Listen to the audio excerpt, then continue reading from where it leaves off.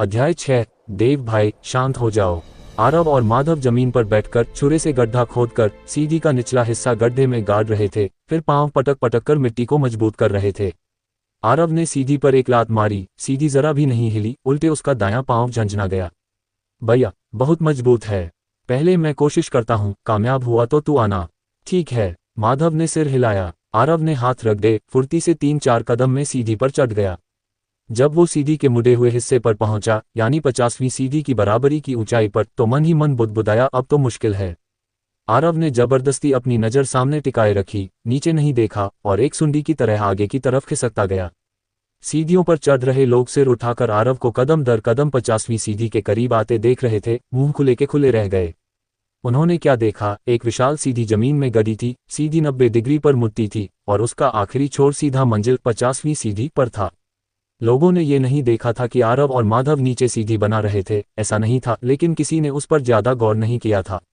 वो बड़ी मुश्किल से 40वीं सीढ़ी तक पहुंचे थे। अगर नीचे उतरकर ये देखने जाते कि वो दोनों क्या कर रहे हैं और बाद में पता चलता कि वो बेकार की हरकतें कर रहे थे, तो दोबारा 40वीं सीढ़ी तक आने की ताकत नहीं बचती और फिर ये परीक्षा सचमुच पूरी तरह फेल हो जाती।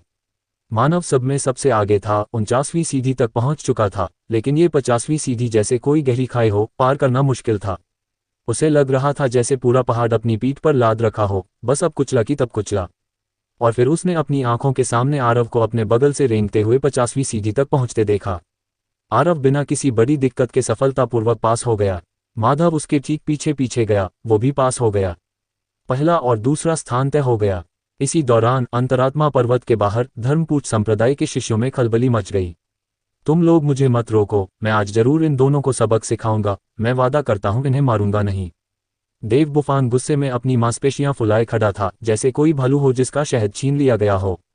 छोटे भाई बहन दौड़कर उसे समझाने लगे, देव भाई मारना मत, देव भाई शांत हो जाओ, परीक्षा देने आए लोगों को कुछ हुआ तो बाहर बात फैल जाएगी, हमारे धर्मपूछ संप्रदाय की बदनामी होगी। बड़ा बनकर छोटों को पीटना, सुना तो बड़ी बेइज्जती की बात है देव भाई। देव भाई तुम भूल गए, तीसरी परीक्षा साधना के मन की परख है, बिल्कुल गुस्सा नहीं करना। देव बुफान आखिरी बात सुनकर शांत हुआ। हाँ, तीसरी परीक्षा साधना के मन की परख थी, ऐसे गुस्सा करना आगे की साधना के लिए अच्छा नहीं रहेगा।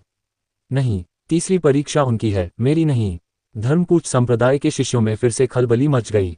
नदी देव ने ये देखा तो उसका मन कुछ शांत हुआ, वो वापस नदी में लौट गया और उसने भी उन दोनों की शिकायत करना छोड़ दिया।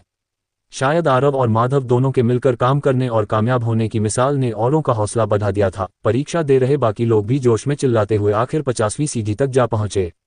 मानव पहला था, फिर कुछ और लोग थे जिन